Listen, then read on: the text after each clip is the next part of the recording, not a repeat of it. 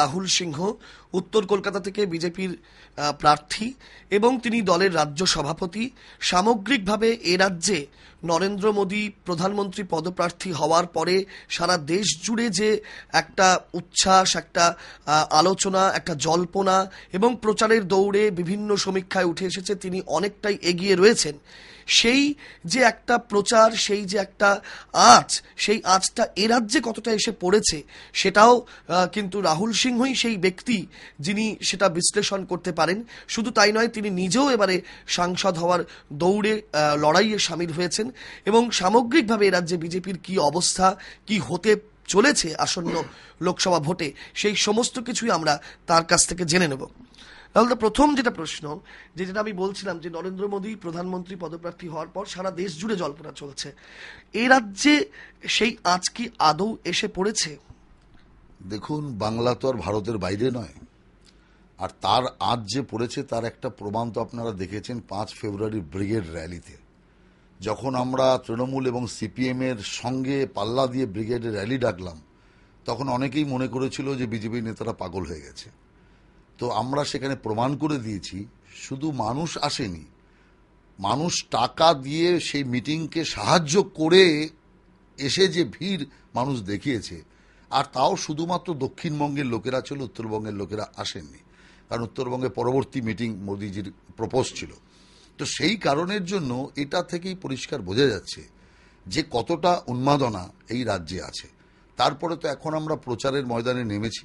মানুষ একটা কথাই বলছে যে দেশটা যদি বিক্রি না হতে হয়, দেশটাকে যদি সত্যি উন্নতশীল করতে হয়, বিকাশ যদি করতে হয়, বেকারের হাতে যদি কাজ দিতে হয়, মহিলার সম্মান রাখতে হয়, শিল্পের বিকাশ ঘটাতে হয়, কৃষির যদি সংস্কার করতে হয়, তাহলে একমাত্র নরেন্দ্র মোদী ছাড়া কোনো রাস্তা নেই।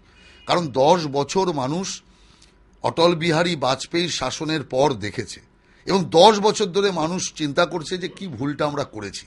সস্তা দরের জিনিসপত্র খেয়েছে মানুষ, বিকাশের পর বিকাশ, উন্নতির পর উন্নতি হয়েছে, সারা দেশ জুড়ে হয়েছে, বাংলাতেও হয়েছে। অতএব স্বাভাবিক মানুষ এখন দেখছে যে অটল বিহারী বাজপেয়ীর শাসনে যে অবস্থায় ছিল আজ দেশ কোথায় এসে নেমেছে। পরবর্তীভাবে মানুষ দেখতে পাচ্ছে বিজেপি রাজ্যগুলোতে সেখানে কোনো দুর্নীতি নেই, সেখানে শুধু উন্নয়ন। পরবর্তীকালে মানুষ মোদির রাজ্যকে দেখেছে যা ভারতের সঙ্গে নয় বিদেশের সাথে তুলনার যোগ্য অবস্থা তৈরি করেছে। সেই কারণে এখন বিকাশ পুরুষ হিসাবে মানুষ নরেন্দ্র মোদীকে বেছে নিয়েছে। এই রাজ্যে তৃণমূল কংগ্রেসের ফেডারেল ফ্রন্টও দেখলেন কি অবস্থা হলো, 300 জনের মিটিং রামলীলা ময়দানে।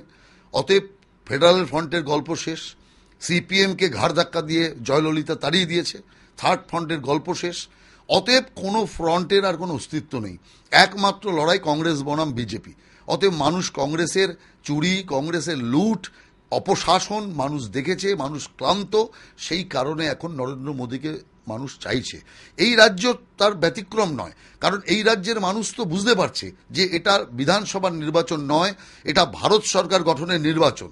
আর সেখানে নরেন্দ্র মোদীকে যদি মানুষ জয়লাভ করাতে হয়, তাহলে এখানে নরেন্দ্র মোদীর যারা প্রার্থী আছে তাদেরকে জয়লাভ করাতে হবে। এবং মানুষের মুখে আমি একটা কথা শুনছি, সবাই বলছে যে এত শক্তি দিয়ে মোদীজিকে পাঠাবো যাতে আর মোদীজিকে সাহায্যের জন্য কারো কাছে হাত পাততে না হয়, কোনো একটা বিকাশের কাজ যেন অন্য কোনো রাজনৈতিক দল আটকে দিতে না পারে। সেই কারণে মানুষ পূর্ণ ক্ষমতা দিয়ে, পূর্ণ বহুমত দিয়ে নরেন্দ্র মোদীকে পাঠাবে এবং স্বাভাবিকভাবেই পশ্চিমবাংলাতেও তার একটা ঢেউ, তার একটা তরঙ্গ আমরা দেখতে পাচ্ছি সর্বত্রই। এবং প্রার্থীদের মধ্যেও একটা সচেতনতা আপনি দেখেছেন যে বিজেপি তো এই রাজ্যে কিছু নেই। লোকেরা বলে থাকে আর হিসাবে সাংসদ একটা, সেটাও অন্য পার্টির সহায়তায়। সেইখানে 0 সিটের পার্টি, তাতে কত বড় বড় লোকেরা প্রার্থী হওয়ার জন্য আগ্রহী এই রাজ্যে এসছেন। এবং যারা প্রার্থী পদ পেয়েছেন, যারা পাননি তাদের লিস্ট কত বড় আপনি কল্পনা করতে পারবেন না। তো সেই কারণেই যে মানুষ প্রার্থী হতে আসছে। কেন আসছে? আসছে তো এই কারণে যে তারা মনে করছে যে এই রাস্তাটাই সঠিক আছে। যেমন প্রার্থীরা মনে করছে, সাধারণ মানুষ মনে করছে, তেমনি এই রাজ্যের আপামর মানুষও সেই একই জিনিস মনে করছে। সেই জন্য এই রাজ্যে তুলনামূলকভাবে অন্যান্য রাজ্যের যা অবস্থা আছে তাই অবস্থা আমরা দেখতে পাচ্ছি। এবং এই রাজ্য থেকে বেশ কয়েকটা আসন আমরা জয়লাভ করব, ভালো ভোট এই রাজ্যে পাব। এবং আমরা মনে করি এবারের যে লোকসভা নির্বাচন সেটা বিজেপির কাছে একটা সেমিফাইনাল। এবং এই সেমিফাইনালে লোকসভা নির্বাচনে এত শক্তি আমরা জনগণের কাছ থেকে সঞ্চয় করব, যেটা আগামী 2016 সালে এই রাজ্যে ভারতীয় জনতা পার্টি একটি বৃহৎ শক্তিরূপে আত্মপ্রকাশ করার সম্ভাবনা আমি দেখতে পাচ্ছি। এবারে আপনার কেন্দ্রের কথায় আসি। আপনার উত্তর কলকাতা কেন্দ্র চতুর্মুখী লড়াই, সোমেন মিত্র দাঁড়িয়েছেন, রূপা বাগচি আছেন, সুদীপ বন্দ্যোপাধ্যায় আগেরবারের সাংসদ, এবং এবার আপনিও সেই লড়াইয়ে সামিল। তো কিভাবে দেখছেন কেন্দ্রের এই চতুর্মুখী লড়াইটাকে? দেখুন, এই চতুর্মুখী লড়াইয়ের সবচেয়ে বড় জিনিস হচ্ছে যে কংগ্রেসি ভোটটা পুরোপুরি তৃণমূল কংগ্রেস থেকে বেরিয়ে আসলে গতবার এখানকার সাংসদ যে ভোটে জিতেছিলেন সেই ভোটের প্রায় সমাপ্তি হয়ে যাবে। তারপরে যেটা পরিবর্তনের ভোট যেটা ওনার কাছে গিয়েছিল সেই ভোটটা বোধ করি এবার কেন্দ্রে মমতা দেবী সরকার গড়বে এই ভেবে ওখানকার সাংসদকে কেউ দেবেন না। অতএব পরিবর্তনের ভোট স্বাভাবিকভাবেই আমার কাছে বা বিজেপির কাছে ফেরত আসার সম্ভাবনা প্রবল। তার সাথে সাথে আরেকটা জিনিস আপনি দেখুন, এই রাজ্যে বা সারা দেশে যেভাবে নতুন ভোটাররা 100% বিজেপির পক্ষে বা মোদির পক্ষে আছে, আমার কেন্দ্রেও স্বাভাবিকভাবে নতুন যে ভোটাররা আছে তাদের ভোটও আমরা এখানে পাব। এই কেন্দ্রে সিপিএমের খুব একটা বলবালা নেই, সিপিএম খুব একটা ভালো পজিশনও নেই, প্রার্থীও অতটা জোরদার নয়। অতএব স্বাভাবিকভাবে ত্রিমুখী যে লড়াই আছে সেই ত্রিমুখী লড়াইয়ে এবার আমার জয়ের সম্ভাবনা নিশ্চিত। কারণ এই সাংসদ যিনি এখন উত্তর কলকাতা থেকে নির্বাচিত হয়ে আছেন, তিনি 5 বছরে কোনো দেখা দেননি, কোনো কাজ করেননি। মানুষের ক্ষোভ এমনি সাংসদের উপর আছে, যার জন্য আমরা দেখেছি যে সাংসদ যাতে আবার প্রার্থীপদ পায় তার জন্য দরবার করে। কিন্তু আমার কেন্দ্রে যিনি তৃণমূল সাংসদ, তিনি যাতে ওই কেন্দ্রে প্রার্থী তাকে না করা হয় তার জন্য 3 মাস ধরে দরবার করেছেন।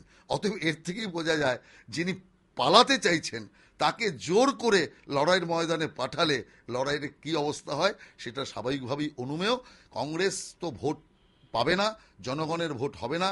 কংগ্রেস শুধু কংগ্রেসই ভোটটা তৃণমূল কংগ্রেসের বাক্স থেকে বের করে আনবে, যেটাই ভারতীয় জনতা পার্টির পক্ষে বা আমার জেতার পক্ষে অনেক সহজ হবে বলে আমি মনে করছি। আপনাদের ভোট কাটাকাটিতে কোথাও কোথাও সিপিএম এর সুবিধা হবে এমনটা একটা রাজনৈতিক মহলে জল্পনা শুরু হয়েছে, সেটার বিষয়ে কি বলবেন?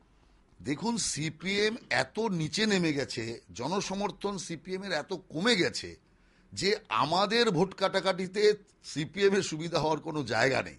কারণ সিপিএম এর কর্মীদের মনোবল শেষ। সিপিএম মূলত রাজনীতি করত এই রাজ্যে গুন্ডাদের উপর নির্ভর করে। সিপিএম এর সমস্ত গুন্ডারা চলে এসছে তৃণমূল কংগ্রেসে। অতএব সিপিএম এর আছেটা কি? না নেতাদের মনোবল আছে, না কর্মীদের মনোবল আছে, না জনগণ সিপিএম এর সঙ্গে আছে। অতএব কোনোভাবেই সিপিএম সেই জায়গাতে নেই আগে যে জায়গায় ছিল, যে ডানপন্থী ভোট কাটাকাটিতে সিপিএম এর সুবিধা হবে, এই অঙ্কটা এখন মিলবে না। কারণ সিপিএম এখন জনমানস থেকে বহু দূরে এই রাজ্যে চলে গেছে, যার জন্য যে খেলাটা তৃণমূল কংগ্রেস এবং বিজেপির মধ্যে হবে, বা কংগ্রেস আর তৃণমূলের ভোট কাটাকাটিতে যে সুবিধাটা বিজেপি পাবে, সেই সুবিধার 1 ফোঁটা ভাগ সিপিএম এই রাজ্যে পাবে না, এটা একদম নিশ্চিত। অনেক ধন্যবাদ আপনাকে।